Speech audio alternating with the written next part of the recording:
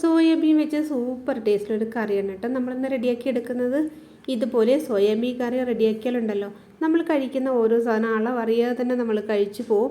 എന്തിൻ്റെ കൂടെ വേണമെങ്കിലും നമുക്ക് കഴിക്കുകയും ചെയ്യാം കേട്ടോ. ഈ ഒറ്റ കറി മാത്രം മതി. അതിന് വേണ്ടിയിട്ട് 150 ഗ്രാം സോയാബീനാണ് കേട്ടോ ഞാൻ എടുത്തിട്ടുള്ളത്. അത് നന്നായിട്ട് കഴുകി എടുത്തിട്ടുണ്ട്. ഇതിലേക്ക് നമുക്ക് നല്ല തിളച്ച വെള്ളമാണ് കേട്ടോ ഒഴിച്ചു കൊടുക്കുന്നത്. 10 മിനിറ്റ് നമുക്കിതൊന്ന് മൂടി വെച്ച് കൊടുക്കാം. നമ്മൾ നല്ല തിളച്ച വെള്ളം ഒഴിച്ചു കൊടുത്തുകൊണ്ട് 10 മിനിറ്റ് മതി കേട്ടോ. നന്നായിട്ടൊന്ന് കുതിർന്ന് വരും. ആ സമയം കൊണ്ട് നമുക്കിതിലേക്കുള്ള മസാല റെഡിയാക്കി എടുക്കാം. അതിനായി ഞാനൊരു കടായി അടുപ്പത്ത് വെച്ച് ഓയിൽ ഒഴിച്ചു കൊടുത്തിട്ടുണ്ട്. ഓയിലൊന്ന് ചൂടായി വന്നപ്പോൾ 1 ടേബിൾ സ്പൂൺ വെളുത്തുള്ളി, 1 ടേബിൾ സ്പൂൺ ഇഞ്ചി ചതച്ചതും 2 പച്ചമുളകും കൂടി അതിലേക്ക് ചേർത്ത് നമുക്കൊന്ന് വഴറ്റിയെടുക്കാം. ഇഞ്ചി വെളുത്തുള്ളിയൊക്കെ ഒന്ന് വഴന്ന് വന്നിട്ടുണ്ട്. ഈ സമയം നമുക്ക് ഇതിലേക്ക് പട്ട, തക്കോലം, ഗ്രാമ്പു, ജാതിപത്രി ഇതെല്ലാം ഓരോ പീസ് വീതമാണ് കേട്ടോ ഇട്ട് കൊടുത്തിട്ടുള്ളത്. അതും കൂടി ഓയിലൊന്ന് ഫ്രൈ ആയി വരുന്നവരെ നമുക്കൊന്ന് ഇളക്കി കൊടുക്കാം. അപ്പോൾ അതേ കണ്ടില്ലേ, നമ്മുടെ ഓയിലിൽ നന്നായിട്ട് ഫ്രൈ ആയി വന്നിട്ടുണ്ട്. ഈ സമയം നമ്മൾ ഇതിലേക്ക് 3 സവാള സ്ലൈസ് അരിഞ്ഞതാണ് കേട്ടോ ഇട്ട് കൊടുക്കുന്നത്. ഈ സവാളയും നമുക്കൊന്ന് വഴറ്റിയെടുക്കണം. നമുക്കിതുപോലെ ഒന്ന് ഇളക്കി കൊടുക്കാം. നമ്മൾ സോയാബീൻ ചൂടുവെള്ളം ഒഴിച്ച് വെച്ചിട്ട് ഒരു 10 മിനിറ്റ് കഴിഞ്ഞിട്ടുണ്ട് കേട്ടോ.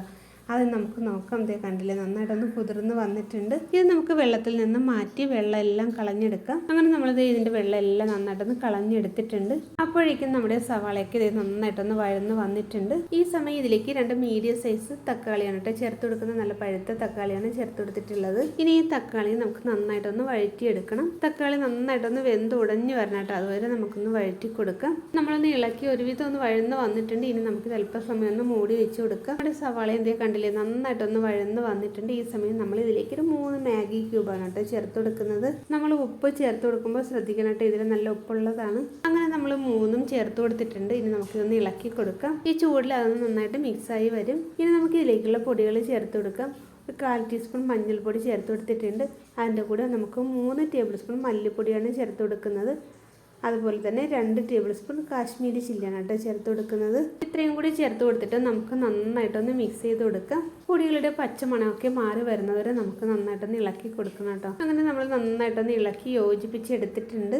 മസാല ഒന്ന് തണുത്ത് വരുമ്പോൾ അരച്ചെടുക്കണം.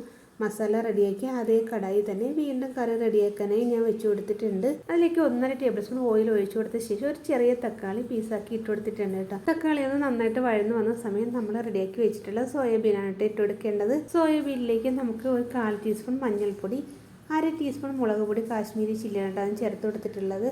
പാകത്തിലുള്ള ഉപ്പ്, നമ്മൾ സോയാബീനിന് വേണ്ടിയിട്ടുള്ള ഉപ്പാണ് ചേർത്ത് കൊടുത്തിട്ടുള്ളത്.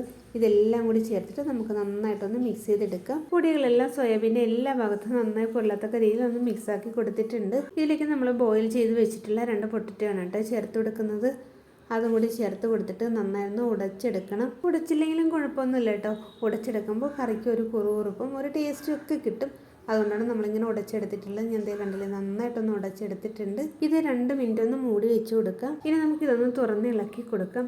നമ്മുടെ പൊട്ടറ്റോയും സോയാബീനും എല്ലാം കൂടി നന്നായിട്ടൊന്ന് മിക്സായി വന്നിട്ടുണ്ട്. ഇനി നമുക്ക് അരച്ച് വെച്ചിട്ടുള്ള മസാലയാണ് കേട്ടോ ഇതിലേക്ക് ചേർത്ത് കൊടുക്കേണ്ടത്. ഇതേ കണ്ടില്ലേ, നന്നായിട്ട് നമ്മൾ അരച്ചെടുത്തിട്ടുണ്ട്. ഇതുപോലെ അരച്ച് ചേർത്ത് കൊടുക്കുമ്പോഴാണ് കേട്ടോ നമ്മുടെ കറിക്ക് ഒത്തിരി ടേസ്റ്റ്, ഒരു മണമൊക്കെ ഉണ്ടാവുക. ഇനി നമുക്കിത് നന്നായിട്ടൊന്ന് മിക്സ് ചെയ്ത് കൊടുക്കണം. നമ്മൾ വെള്ളം ചേർക്കുന്നതിന് മുമ്പ് തന്നെ ഇതുപോലെ ഒന്ന് നന്നായിട്ടൊന്ന് യോജിപ്പിച്ചതിന് ശേഷമാണ് വെള്ളം ചേർത്ത് കൊടുക്കേണ്ടത്.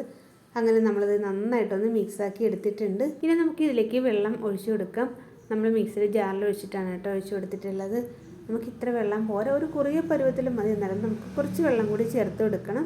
ഈ സമയം നമുക്ക് ഇതൊന്ന് ഇളക്കി അരപ്പൊക്കെ ഒന്ന് ഉടച്ച് യോജിപ്പിച്ച് കൊടുക്കാം. അങ്ങനെ നമ്മൾ അരപ്പെല്ലാം നന്നായിട്ടൊന്ന് ഉടച്ചെടുത്തിട്ടുണ്ട്. ബാക്കി വെള്ളം കൂടി ചേർത്ത് കൊടുക്കാം. ഇതേ കണ്ടില്ലേ, ഇത്ര വെള്ളം മതി കേട്ടോ. ഇനി ഇതൊന്ന് വെന്ത് കുറുകി വരണം. ഈ സമയം നമുക്ക് ഇതിലേക്ക് ഒരു 1/2 ടീസ്പൂൺ പെരിഞ്ജീരകം പൊടിച്ചതാണ് കേട്ടോ ചേർത്ത് കൊടുക്കുന്നത്. ഈ ഗരം മസാല ചേർത്ത് കൊടുക്കുന്നതിനേക്കാളും ഇതുപോലെ പെരിഞ്ജീരകം ചേർത്ത് കൊടുക്കുമ്പോഴുള്ള നല്ലൊരു മണവും നല്ലൊരു ടേസ്റ്റും എനിക്ക് തോന്നിയിട്ടുണ്ട് കേട്ടോ. ഇനി നമുക്കിതൊന്ന് ഇളക്കി കൊടുത്ത ശേഷം ഒന്ന് മൂടി വെച്ച് കൊടുക്കാം. നന്നായിട്ടൊന്ന് തിളച്ച് വരുന്ന ഈ സമയം ഞാനൊന്ന് തുറന്ന് കുറച്ച് കറിവേപ്പില ഇട്ട് കൊടുത്തിട്ടുണ്ട് കേട്ടോ. ഇനി നമുക്കിതൊന്ന് മൂടി വെച്ച് കൊടുക്കാം. നന്നായിട്ടൊന്ന് കുറുകി വരുന്നത് വരെ. കറി നന്നായിട്ടൊന്ന് വെന്ത് കുറുകി എണ്ണ എല്ലാം തെളിഞ്ഞ് വന്നിട്ടുണ്ട്. ഈ സമയം നമുക്ക് ഇതിലേക്ക് ഒരു 1/2 ടീസ്പൂൺ പെരിഞ്ജീരകം പൊടിച്ചതും കറിവേപ്പിലയും കൂടി ഇട്ട് കൊടുക്കാം. ഇത് ചേർത്ത് കൊടുത്തിട്ട് ഉടനെ ഇളക്കാതെ നമുക്കൊന്ന് മൂടി വെച്ച് കൊടുക്കണം. ഇനി നമുക്കിതൊന്ന് തുറന്ന് ഇളക്കി കൊടുക്കാം. ഇതേ കണ്ടില്ലേ, നന്നായിട്ടൊന്ന് കുറുകി വന്നിട്ടുണ്ട്. നല്ല മണമുണ്ട് കേട്ടോ. ഈ സോയാബീൻ കറി വയ്ക്കുന്ന സമയങ്ങളിലൊക്കെ ഇതുപോലെ ഒന്ന് കറി വെച്ച് നമുക്ക് അടിപൊളി ടേസ്റ്റാണ് കേട്ടോ ഇത്. അപ്പോൾ ഇന്നത്തെ നമ്മുടെ വീഡിയോ നിങ്ങൾക്ക് ഇഷ്ടപ്പെട്ടാൽ ഒന്ന് ലൈക്ക് ചെയ്തേക്കണേ. കൂടെ തന്നെ സബ്സ്ക്രൈബ് ചെയ്ത് തൊട്ടടുത്തുള്ള ബെല്ലൈക്കനിൽ കൂടി ഒന്ന് പ്രസ് ചെയ്യാൻ മറന്നു പോരുതേ. ഒന്ന് ട്രൈ ചെയ്ത് നോക്കിയ ശേഷം ഫീഡ്ബാക്ക് കമൻറ്റായി അറിയിക്കണേ. അടുത്ത വീഡിയോയുമായി വരുന്നവരെല്ലാവർക്കും ബൈ.